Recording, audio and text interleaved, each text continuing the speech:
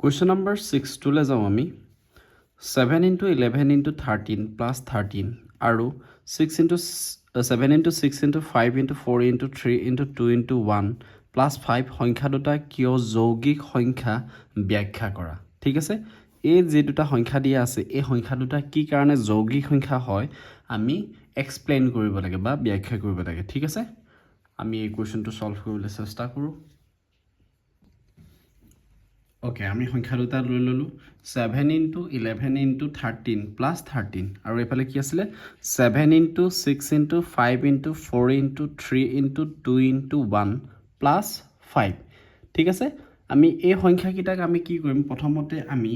simplify কৰি লম এইকিটাক ঠিক আছে কি কম আমি সৰল কৰি লম এতিয়া চোৱা ইয়াতো 13 এটা আছে এফালেও 13 এটা আছে নেকি বাৰু মই 13 এটা কি কৰিম কমন লম ঠিক আছে কি কৰিছো কমন লৈছো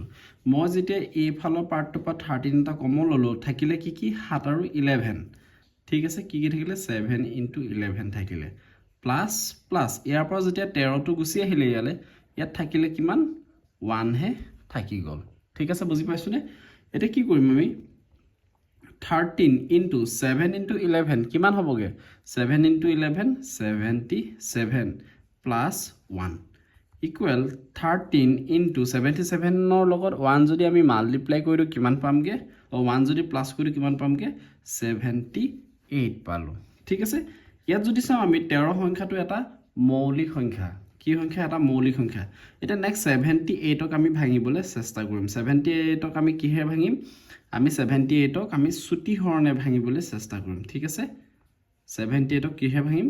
সুটি হৰণে আমি ভাঙিবলৈ চেষ্টা কৰিম 78 ক আমি সুটি হৰণে ভাঙিম 2 3 গুণ 6 1 আহিলে 2 9 গুণ 18 ঠিক আছে নেক্সট 39 ক ভাঙিম 3 গুণ 3 3 3 গুণ 9 কি পালো আমি 2 into 3 into 13 ঠিক আছে কি পালো 2 3 আৰু আমি কি পালো 13 পালো ঠিক আছে কেনে কইলো 2 3 গুণ 6 1 আহিলে এফালে 2 9 গুণ 18 নেক্সট 3 গুণ 3 3 3 গুণ 9 আৰু সংখ্যা কিটা কি পালো এইকেটা যদি ভাঙো 2 into 3 into 13 বা এটু এইকিটাক যদি মই হজাই লিখো 2 into 3 into 13 into 13 বুজি পাইছুনে ঠিক আছে এতিয়া যদি চাও আমি 2 টো এটা মৌলিক সংখ্যা হয় না ইয়াত যদি চাও 3 টো এটা মৌলিক সংখ্যা 13 টো এটা মৌলিক সংখ্যা আৰু এটো এটা মৌলিক সংখ্যা ঠিক আছে এতিয়া আমাক যেটো ৰাখি দিয়া আছিল বা যেটো আমাৰ সংখ্যা দিয়া আছিল এই সংখ্যাটো আমি কেনেকে প্ৰকাশ কৰিব পাৰিছো যে মৌলিক সংখ্যাৰ উৎপাদক হিচাপে আমি ইয়াক প্ৰকাশ কৰিব পাৰিছো ঠিক আছে এই সংখ্যাটোক আমি কি কৰিছো যে মৌলিক উৎপাদক হিচাপে মৌলিক উৎপাদকৰ ৰূপত আমি কি কৰিছো প্ৰকাশ কৰিব পাৰিছো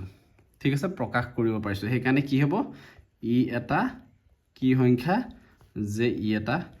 যৌগিক সংখ্যা বুজি পাইছনে যে আমাৰ যেটো উপপাদ্য আছিল মই যে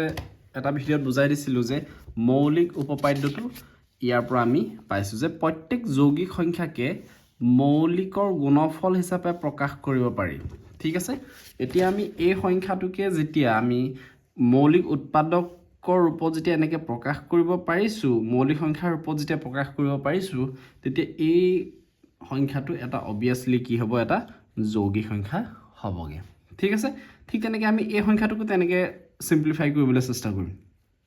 ইয়াতো আমি কি কৰিব পাৰিম ইয়াতো যদি চাও ইয়াত 5 এটা আছে এফালো 5 এটা আছে 5 এটা আমি কমন লৈ লম তেতিয়া এফালে বাকি থকা সংখ্যাখিনি লিখিব লাগিব এনেকে 7 into 6 into 4 into 3 into 2 into 1 plus 5 টো যদি আমি কমন ললো কিমান থাকিব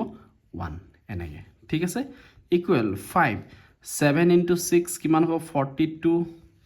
4 into 3 কিমান হ'ব 12 2 1 * 2 plus 1